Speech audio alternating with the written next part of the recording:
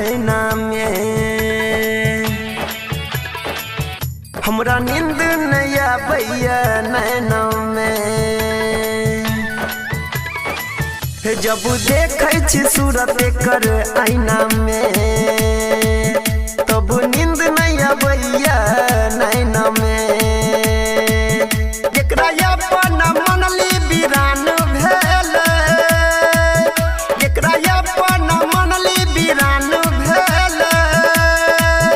हम तो सिंदूर लाके ठाढ़ छली उ हमरा हाथ में राखी बांध गेले हम तो सिंदूर लाके ठाढ़ छली उ हमरा हाथ में राखी बांध गेले। डीजे सुमित सतीश रैना अभी आप सुन रहे हैं टेनवाही से माँ दुर्गा म्यूजिक की प्रस्तुति। हमरा हाथ में राखी बांध गेले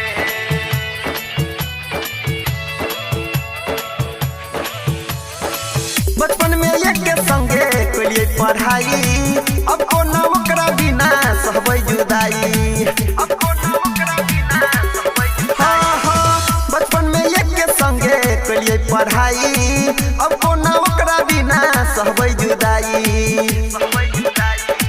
टूटल दिल के नहीं दर्द सहाइया हो जाइबे पागल सुना एना बुझाइया सारा सपना माटी में सैन गेल हो सारा सपना माटी में सैन गेल हम तो सिंदूर लाके ठाढ़ छली उ हमरा हाथ में राखी बांध गेले हम तो सिंदूर लाके ठाढ़ छली उ हमरा हाथ में राखी बांध गेले। डीजे सुमित सतीश रैना अभी आप सुन रहे हैं टेनवाही से माँ दुर्गा म्यूजिक की प्रस्तुति। हमरा हाथ में राखी बांध गेले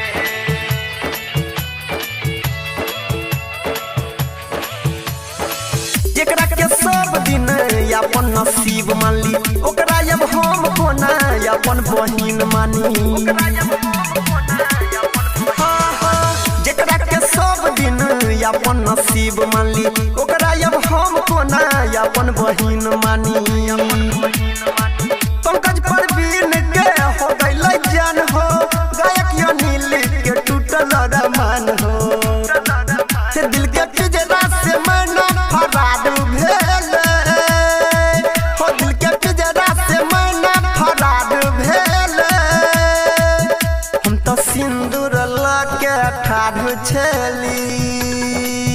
हमरा हाथ में राखी बांध गेले हो हम तो सिंदूर लाके ठाढ़ छली हमरा हाथ में राखी बांध गेले।